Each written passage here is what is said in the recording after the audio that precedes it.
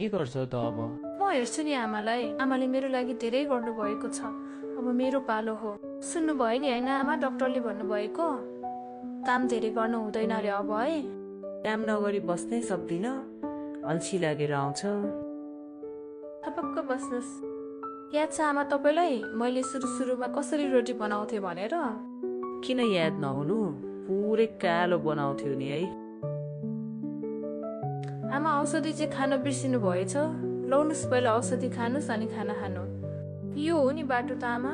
सबै बिर्सिने भइसकेछु म त। यो पो हो त है बाटो साँच्चै? पर्दैन के? कहाँ नपर्नु आमा, खुट्टा पुरै सुनिसक्यो। सबै काम छोडेर म सँगै हिँड्नु पर्यो है तिमी? के गर्नु, बुढी भए म? के काम छ र आमा, अब बच्चाहरू ठुलो भइहाल्यो। त्यही पनि बुहारी, गाह्रो भयो है तिमीलाई मैले गर्दाखेरि? आमाको लागि गर्दा पनि कहीँ गाह्रो हुन्छ।